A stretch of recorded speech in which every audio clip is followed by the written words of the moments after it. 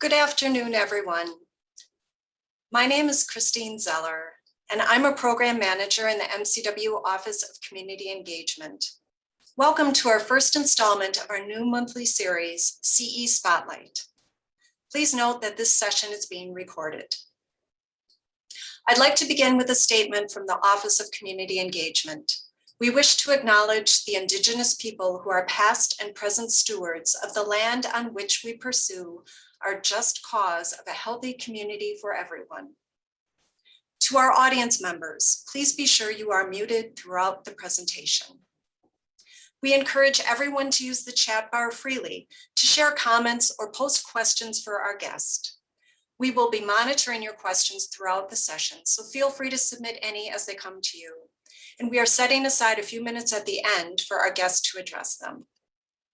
We also hope that you will join us for future Spotlight presentations, which will take place the second or third Wednesday of each month. Please look for information about upcoming guests on our CE website. You can find our series webpage by Googling MCW CE Spotlight. We are so excited to roll out this new monthly series, which will feature community partners and the important work they are doing for and with the community. We will highlight their goals, motivations, and accomplishments, and the ways they have partnered with people and programs at MCW. Today, we are deeply honored to have as our Spotlight Series first guest, Mr. Wade Fernandez. With Menominee Nation roots extending back to the Ice Age in the land that is now called Wisconsin and Upper Michigan, Wade Fernandez, Wichiwen Apis Mohwao, Walks with the Black Wolf, has been sharing his musical art and Menominee culture on stages and classrooms worldwide for over 30 years. When not on tour, Wade lives with his family among the pristine ancient forest land on the Menominee Reservation, where he strives to live in a respectful, honorable, and sustainable way. Wade is an international award-winning musician, recording artist, songwriter, producer, who tours with voice, guitar, Native American flute, and hand drum. Please visit his website to learn more about his amazing music, wadefernandezmusic.com. He is also a certified teacher with extensive educational experience in the classroom and on stage, and he is the proud father of 5. Wade is committed to social justice, environmental justice, community health, and promoting the benefits of music and education. Both his music and his messages are firmly grounded in his Menominee Reservation roots and love for the land, animals, and people. His passion to educate, share music, culture, and honor Grandmother Earth is reflected in his international presentations and work in schools, workshops with the mentally disabled, elders, and youth. Wade has won multiple international awards, such as Male Artist of the Year from the NAMMYs, Native American Music Awards, the Community Spirit Award from First Peoples Fund, Storyteller of the Year from Wordcraft Warriors, and the Medal of Honor from his tribal nation. At this time, I would like to introduce our Senior Associate Dean for Community Engagement, Dr. Stacy Young, who will say a few words about Wade's important work for the community and his partnership with MCW. Dr. Young. Thank you, Christine. I was first introduced to Mr. Fernandez when one of our faculty, Dr. Zeno Franco, associate professor in the MCW Department of Family and Community Medicine, nominated Wade along with 3 other individuals for this year's President's Community Engagement Award.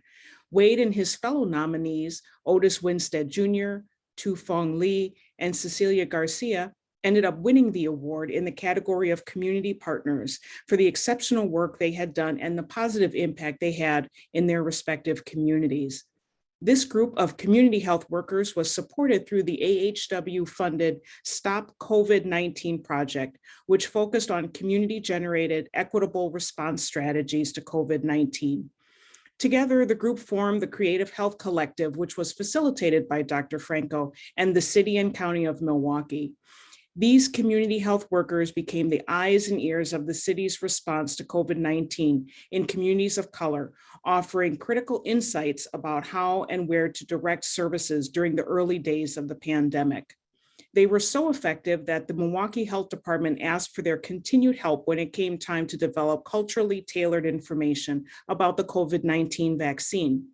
The impact of this frontline work included delivery of hundreds of thousands of masks in collaboration with Mask Up MKE.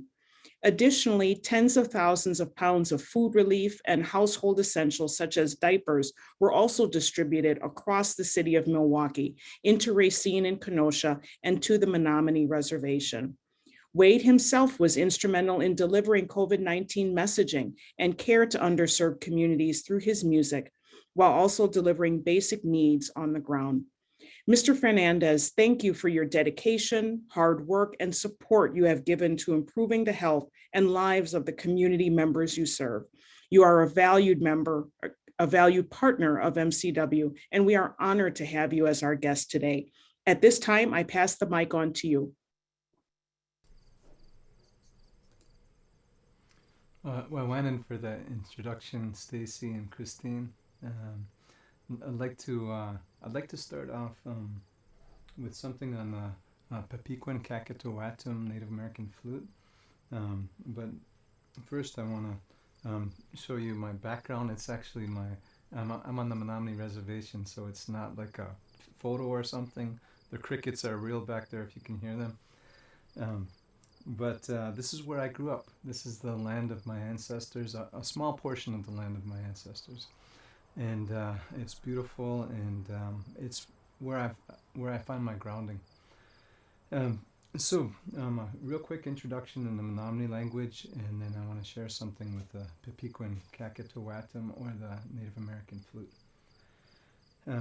Poso Natanoe Makanuk Mishik Manuiak Machatok Aswesian Wichiwan Apis Mahwao Wade Fernandez Mokaman Ana Aswesian Oasan Atotem. So I just said hello, all my relatives, everybody here, and I said my Menominee name, which sort of translates to walks with the black wolf, and my Mokaman name, my like American type of name, Wade Fernandez, and then also my clan. I'm from the Bear Clan on the Menominee Reservation, and I'd like for you all, if you could, put your minds and your hearts together and think of all those people that need help. You know, it could be family, community, could be somebody overseas, family and community that maybe you haven't met before. But if you could, just put your minds and your hearts and your thoughts together in that way. And I'm going to do something on the Pepiquan Kakatoatum.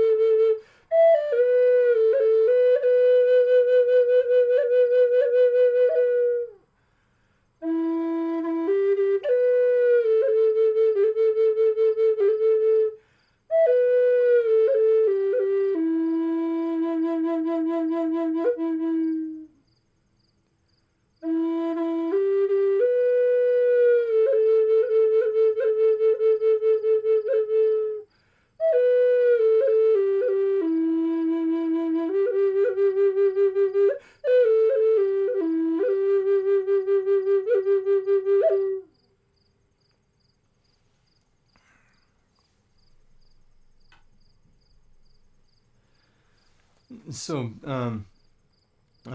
first of all, I want to say, Waiwanan, thank you for, for putting those thoughts out there and putting those good feelings out there, and maybe prayers if that's what you were doing. And when I played just now, what I did was, you might want to think of it like a musical prayer. You might want to think about it like an improvisation.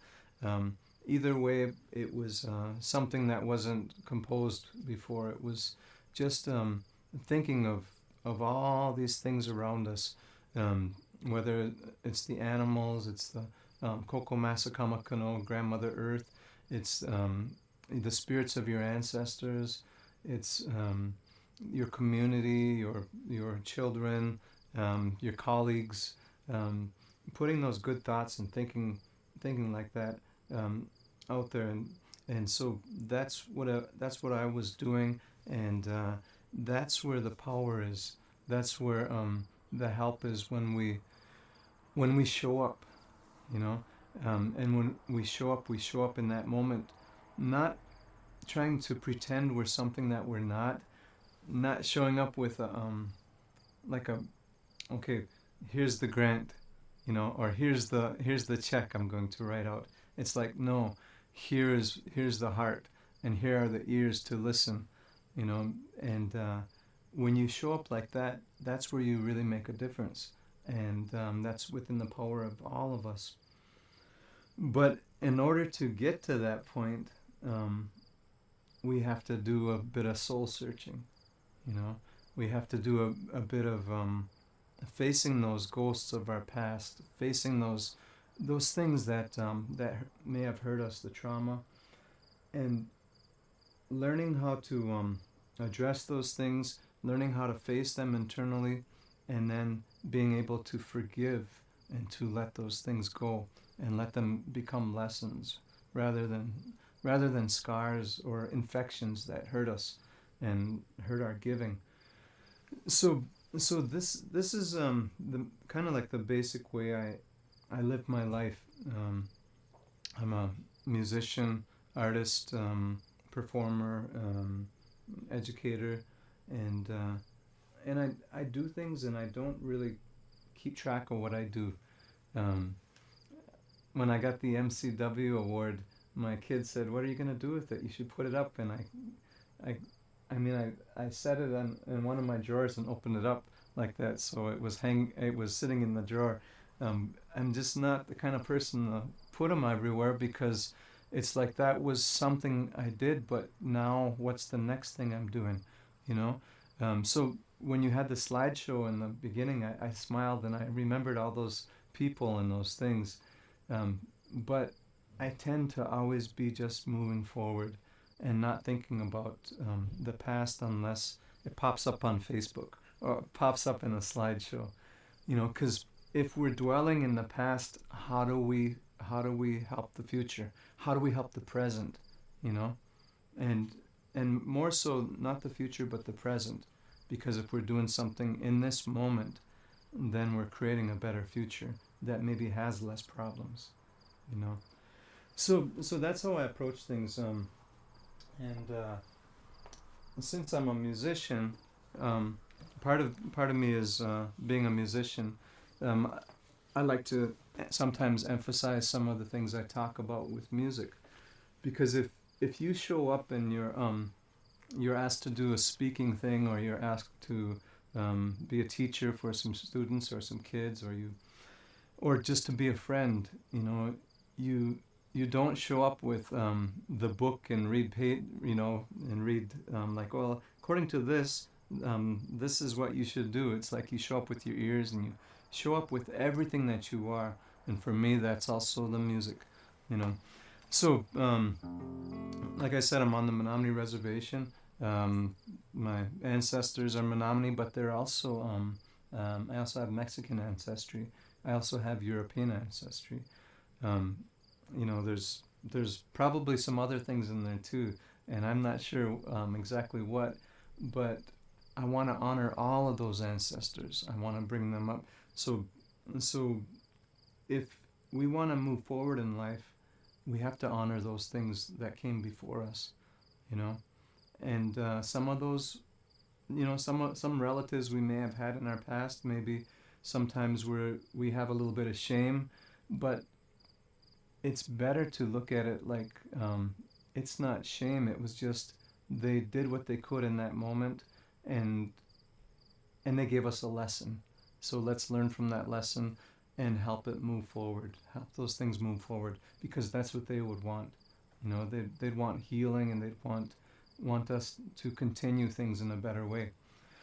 So my grandfather, he came up from Mexico a long time ago, and he took his younger brother, and they worked the fields and made it all the way up to the Menominee Reservation. And when they made it to the Menominee Reservation, there were it was winter out, and he showed up with a guitar, and he was singing in Spanish. And just like nowadays, it's not so easy to make a living, you know, playing guitar and singing, or being an artist.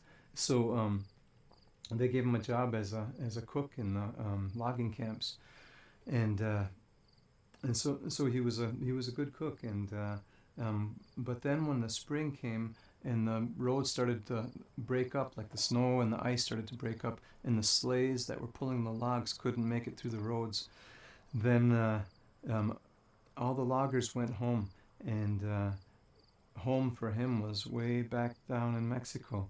And but his family, his father had passed, and things had changed. So a family on the reservation invited him into their home, and in this home was my grandmother, who pretty much only spoke Menominee language, but both of them were musicians. So I'm going to do a little bit of music, and if you want, you can think of that story, and this would be the soundtrack, or you can also think of your ancestors and honor your ancestors that came before you, that brought you to this place that you are right now.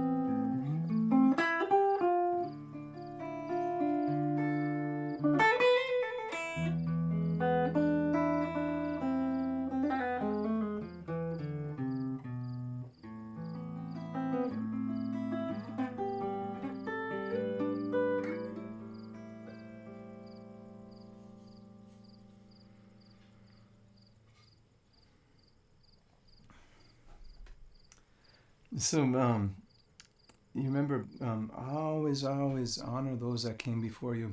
And if you do that, you're not only honoring your ancestors, you're starting to honor everybody else's. We had the great pleasure with the Creative Health Collective in Milwaukee to work with different ethnic groups from the African American, Southeast Asian, Latinx, and American Indian or Native American, that's a funny term because the real term should be like the Menominee Nation, Ojibwe Nation, and to mention them. But we have to use some of these terms in order to try to address all of them, some of these modern terms. Anyway, it was a great pleasure, and like I said before, if we want to work with somebody, we don't show up with that. We got this grant, we got this check, we got this money coming in. It's like no, we walk in and we listen to their stories, and we sit down with them, and we learn from them. We don't come in as thinking we're going to teach them or we're going to give them. It's like we're going to learn something, we're going to gain something from them, and we're going to try to help them. And so that approach also honors them right away and honors their ancestors, and then the giving is also receiving. It's just this big circle of things, and that's the way it is in the natural world, and that's the way we have to strive, being human beings, to keep it that way and to remember those old teachings that came from our ancestors, because every one of our ancestors were indigenous to some land and had indigenous teachings and roots. I've traveled all around the world, and I've done over 60 international tours, and I've met indigenous people from around the world, and that's the thing is you hear their stories, you learn about their roots, and you see the similarities between your culture and theirs, and then it just becomes family, and that's how we reach people. That's how we reach out and share things and learn and give and receive. I gotta drink some water quick.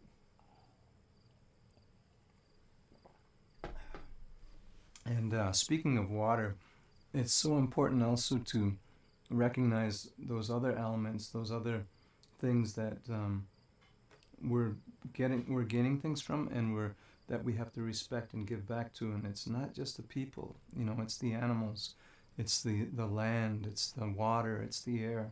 It's we're all part of this thing, and if we disrespect any of it, we're gonna suffer. That's just the nature of it. So when I travel and I do things,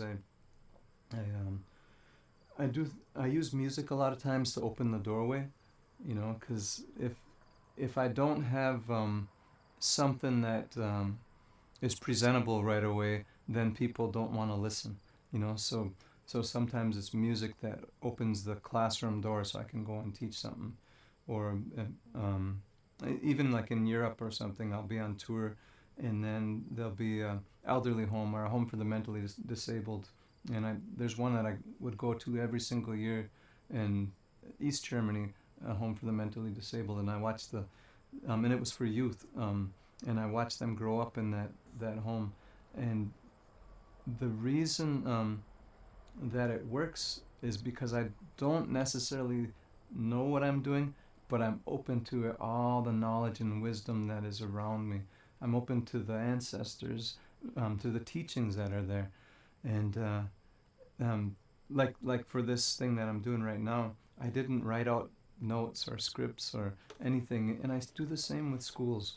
I do the same with concerts. It's like you show up and you have the confidence in your ancestors, and you also have the confidence that comes from knowing that you're not better than anybody. You're just a part of it. You're a gift, just like everybody else is a gift. So it's time to get those gifts out and share and see what we can do when we put them together. One of the gifts of being Menominee is we have this beautiful language, and the language is it's very threatened because there's only a handful of original speakers left, but we've been able to make a resurgence recently with the language, and we've got funding to start a charter school, which is going to be a Menominee language immersion school. So I'd like to share a little bit of the language with you, but I also want to share the message behind it, because Swanamia, you can say that with your microphones muted, Swanamia, it means we are blessed.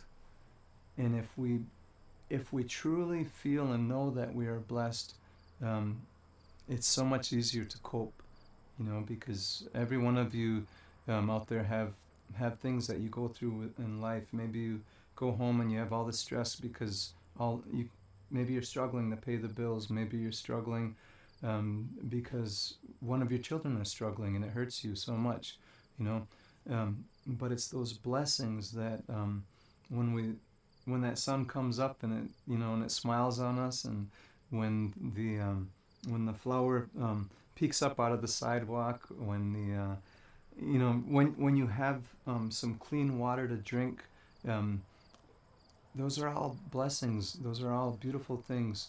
When a grandchild or a child comes up and gives you a hug or something, those are the things that we have to remember when we're going through those hard times. That we'll make it through, and we make it through for those young people. We make it through for those elders.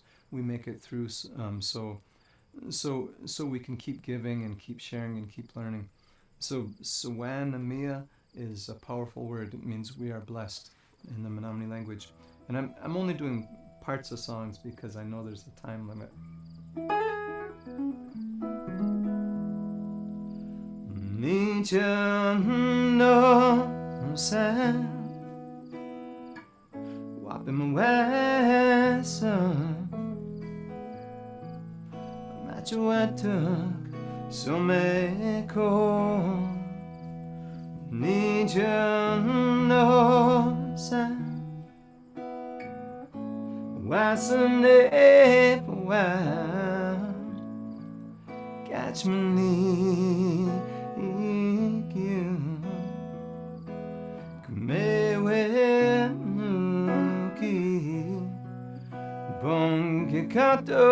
Punchki and a man, yes, swear me,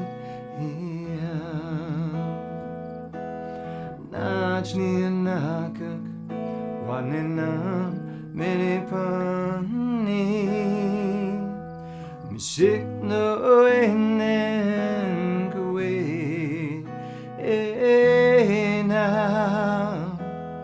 Nachni keso kenata moment kewa sakasi nakaski sako asakon no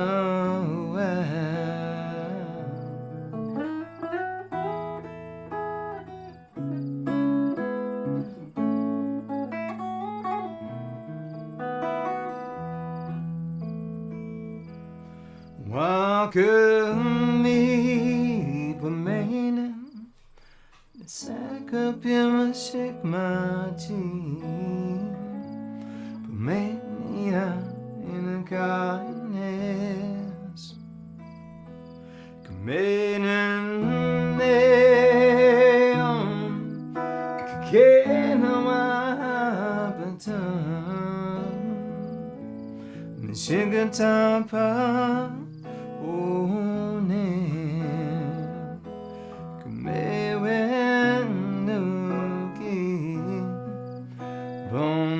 Katoki punchki and a man kespintan sweat me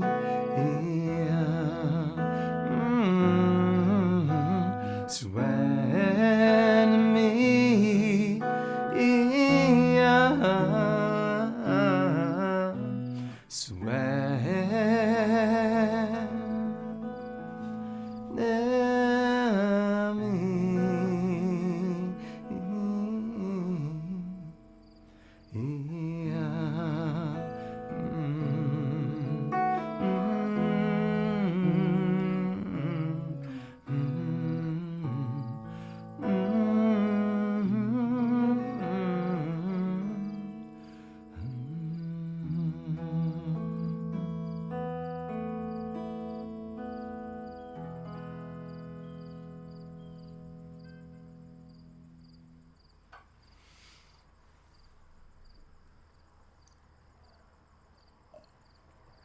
All right.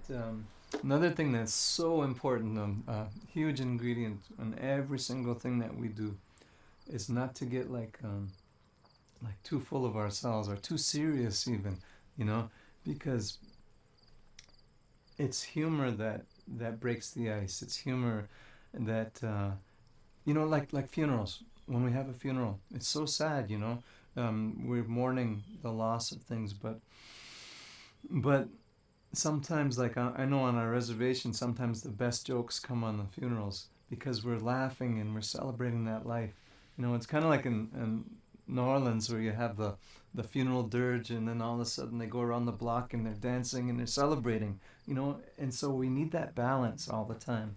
We always need that balance, and they say if you have a Native American friend, if they don't tease you, that means they don't like you.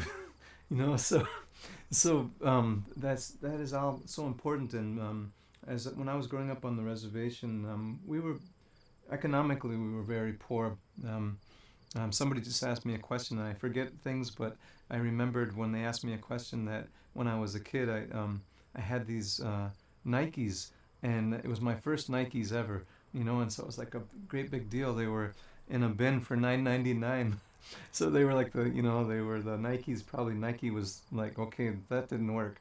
And anyway, I put them on, and I was so proud of them. I brought them to school, and I wore them, and my feet kept growing, and they kept growing. And still, I wore those tiny little Nikes, and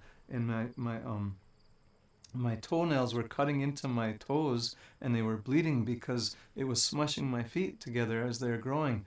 But you know, we had to wear whatever we could, you know, and I was proud of those Nikes.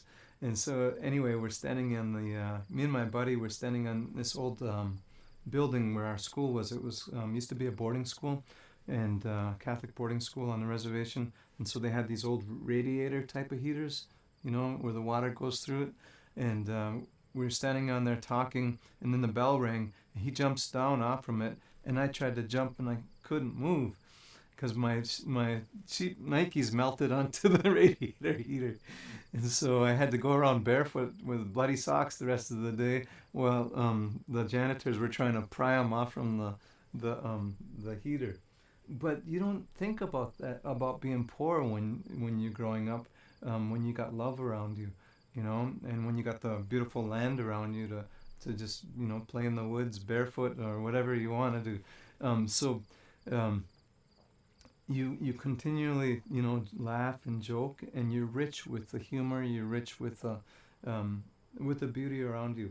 And so anyway, when I was my first job getting out of high school was working for a place called the Kamat Shop, and I don't know if many of you had government surplus foods.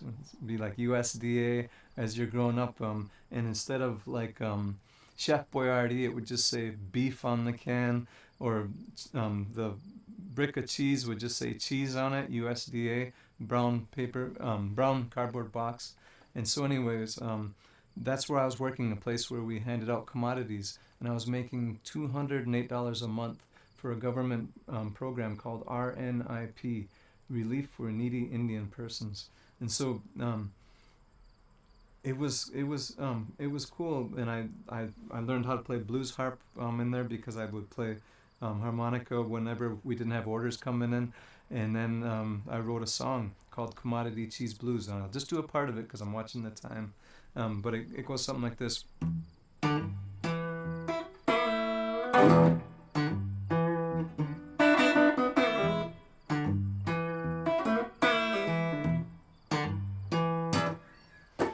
I went downtown and get my commodities. I went downtown and get my commodities. I went downtown to the commodity shop. Met them blues 'cause they were out of stock. Tell me please when I get my commodities.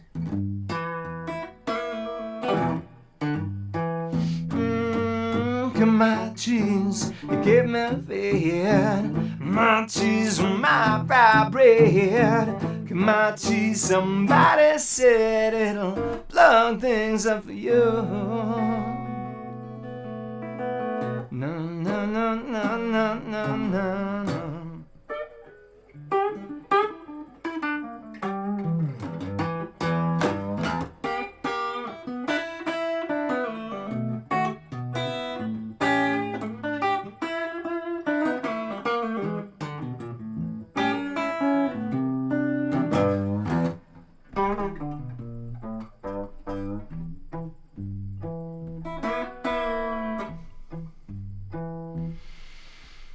Got me a job working down at the commodity shop. I got me a job working down at the commodity shop. Got me a job, but I had to quit. Too much cheese done made me sick. Take it, please, I don't want no commodity cheese. No more, please, I had too much in my cheese, yeah, yeah, yeah. No more, please, I got sick on my cheese.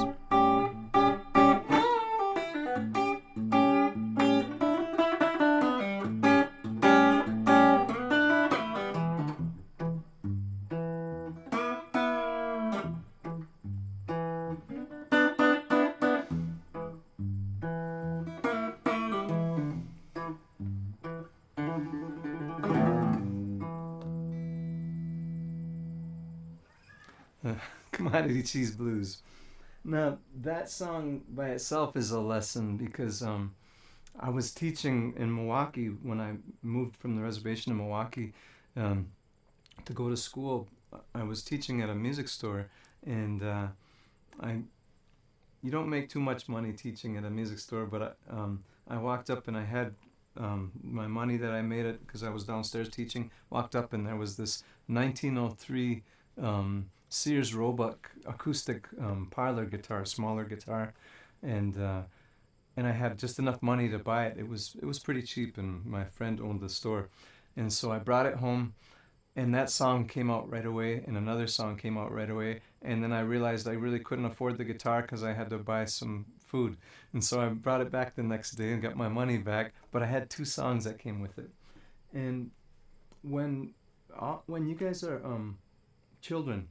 You know, when you were children, you probably like drew a picture for somebody, or maybe made a birthday card or a get well card or something, and you really didn't know how to color in the lines. You maybe didn't know how to spell their name. Maybe you only knew a couple letters of their name, but it didn't matter. You gave that gift, and that song "Commodity Cheese Blues."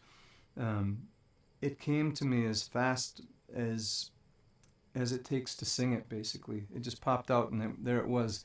And I was going to like crumple it up and toss it in the garbage. And then I thought, wait a second, who sings about commodities, about government surplus foods? I have friends that have done songs that like ended up on Disney's Pocahontas or different things, but they don't really speak to the people. They're more for a commercial thing.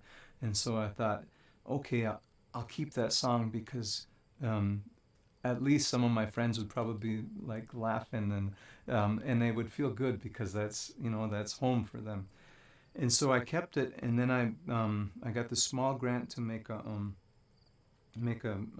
to do a performance, a huge performance somewhere, and so I, instead of doing it somewhere like, oh, I'm gonna go there and do it, I did it on the reservation. Because we don't get that kind of stuff on the reservation. And then there was a little bit of money left over from the grant because I did it at home. So I took what was left over and we made this short music video for Commodity Cheese Blues. And I didn't know what to do with it really, but I made it, put it up on my website, and then I got this email from a native, Carlos Nakai, who had won a Grammy Award. And it said, it wasn't to me, it was like a listserv, and going around like Native American or Indian country, we might say. And so it was circulating around, and it said, check out this video, it's really like reservation. And so I clicked on it, and it's like, that's my video, You know, and so some people are watching it, and I looked on my site, and it was getting like 75,000 hits a week, and so the takeaway from that is we all have things that come through us, gifts and things to share, but if we don't give them, then who benefits? You know, so that's why it's so important to not try to wait until you perfect something, wait until you feel like, okay, now it's ready to give, because sometimes that person may have passed by then, or you don't see them anymore, you know, and what happens, that gift just gets thrown away, or it gets, put under the bed or something and never gets delivered. So it's so important to be in those moments and just give and just share whatever it is we have. And when songs come to me and things come to me, sometimes I have no clue where it's coming from, but I'm thankful because it's like I was open enough to let it come through, you know. And that's I think so important for every one of us to be able to know that if we show up to work, or we show up in a community, or we show up to help somebody, we just have to bring our whole self and share it, you know, and also bring our ears and our hearts to let those other people that we're meeting share who they are, you know, and the respect goes both ways. The teaching, the sharing, learning goes both ways. So I'm looking at the time, and I think I got time for one last thing before goes to maybe questions and things. And what I'd like for you to do, if you would like, is there a chat thing on here? Is there a chat that I can see? Let me look once. Beautiful. Okay, yeah, there is a chat.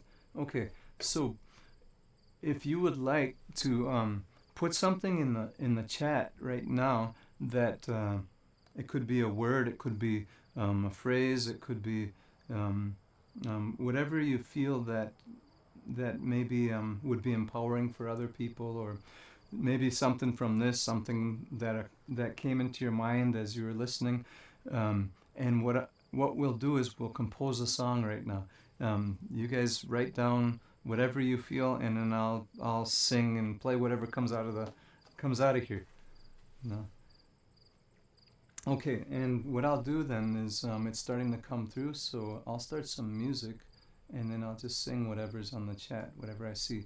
And if I don't catch one of your things, that's because I can't scroll and play it all the time. So.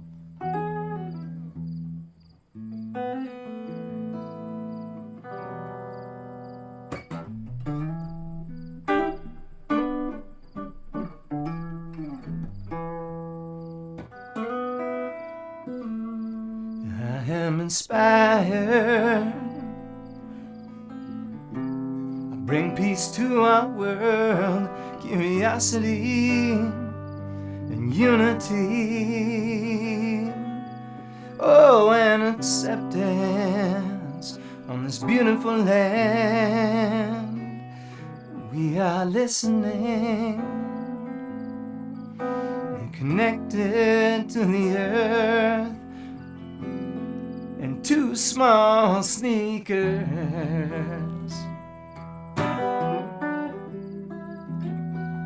We've got harmony and hope, authenticity. We've got healing. We've got teaching.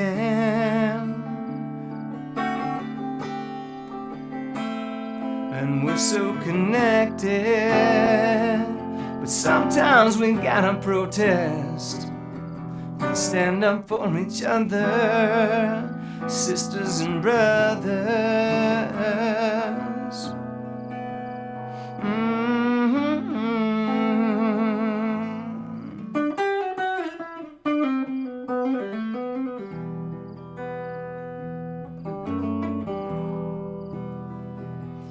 We got healing. We've got teaching, and we've got love as we take care of one another. And we've all got gifts in one world, Love is the key. Love is the key. Love is the key.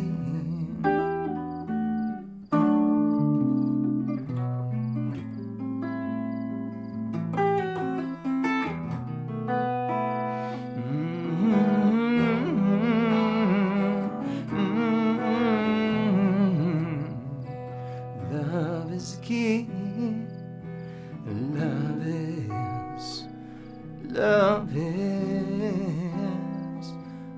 Love is the key.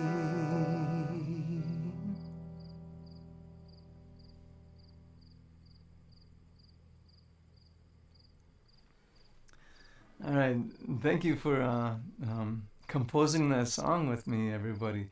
You know, and that's what it takes. It takes everybody's input in order to make changes and make positive changes.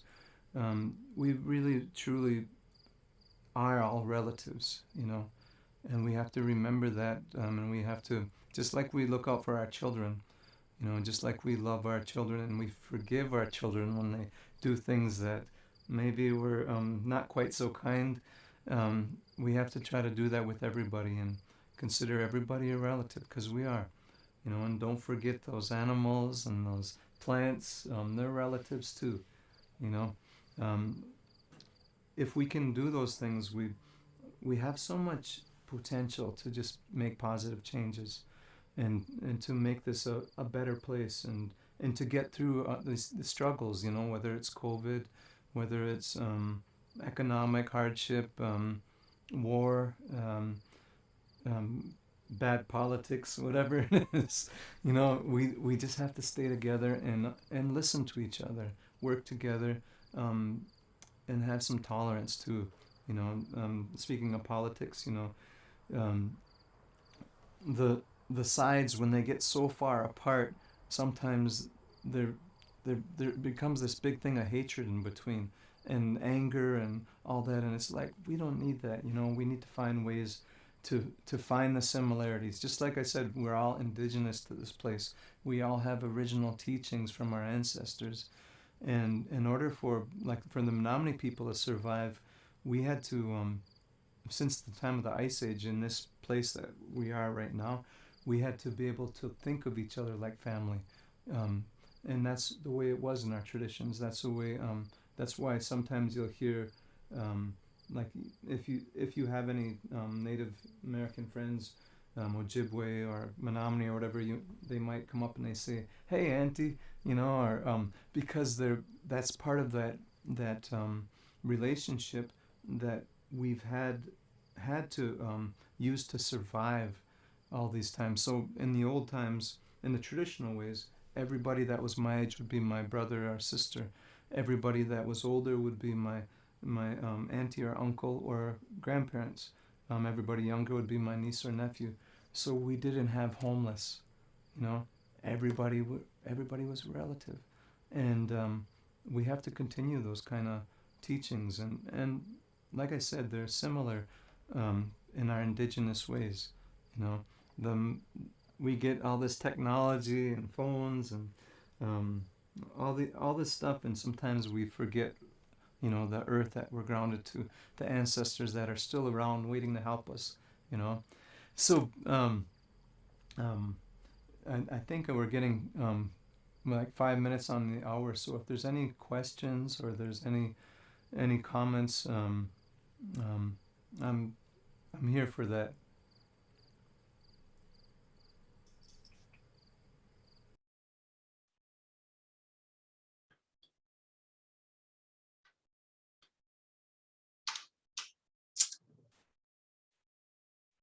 Wade, there were a few questions that came through, and by the way, thank you so much. I am very overwhelmed with emotion at the beautiful music and the variety of music and sounds that you've perfected, but also your messages, which are woven into your words and your music. So thank you very much for sharing all that. We had a question about whether you learned music from your grandparents who were themselves musical, and then also just when you knew that you wanted to make music such a big part of your life. If you could just go into a little bit about how your own personal journey with music. Well, I went in for your words first. Thank you for your words, your kind words, and everybody's kind words in the chat as well. I really appreciate that. And I'm learning how to accept compliments. It took me a long time. I'm working on it, but it's important, because it honors you for giving those, So I have to keep thinking that way, because I'd always be like, oh no, you're the one, not me. But it's important to learn how to accept, because those are gifts that you guys are giving. So thank you for that. Music for me was, I don't know if you can hear the crickets. That's music. The wind going through the trees, the water when I was a kid, a little boy, sitting by the streams and the river, the Wolf River, and the birds singing. Those were like the music that was first here, that we can still hear nowadays when we turn off the noise and turn off the man-made noise. But my grandparents also, hearing their stories. I didn't hear their music so much because they were older, and my grandmother passed when I was only 5 from diabetes, and she was 55, because as Menominee people, our mortality rate is not quite what it is on the outside. But my relatives were musicians, and I remember, like, when I was 4 or 5, watching TV, and there was like a movie on, and I just hear like maybe that much, and it's like, oh wow, I love that. How do I do that? Because I could feel it in my heart, I could feel it in my soul, and so it's just the music that's already there, finding ways to just channel it, like to let it come through. I did go to school for music, UW Milwaukee and the Wisconsin Conservatory of Music, but I was already touring in Europe when I went to school there, and I was already playing on CDs, and when I showed up, I couldn't read music. I was like if an English major, you take English but you can't write, I couldn't read music, but I could, my ears knew music and my heart knew music, so I did really well in school, but I had to fake it a bit. I had to conduct with trying to fake that I was actually reading it. I listened in the library until I could really feel the piece, and then I went up and I pretended I was turning pages, but I didn't know it was on the pages. I was just conducting, and the professor said, "Wow, that was some of the best conducting I've had in class. But could you go back to like measure 40?" And the orchestra's looking at me, and I'm like, "Could you hum it?" Because I had no idea what was going on in measure 40. So that's what I mean, though, as far as like using your gifts, using the things that come through you, and not doubting them. Don't doubt them, because if you do, it's kind of an insult in a way. Just like if you don't take somebody's compliment, it's kind of an insult. So you got to learn how to do that, and you got to learn how to trust that your ancestors got you this far. You got to learn how to trust, and if you're spiritual in a way where you believe in God or the Creator, trust, all those things, because we're here for a reason. I hope that kind of answers the question.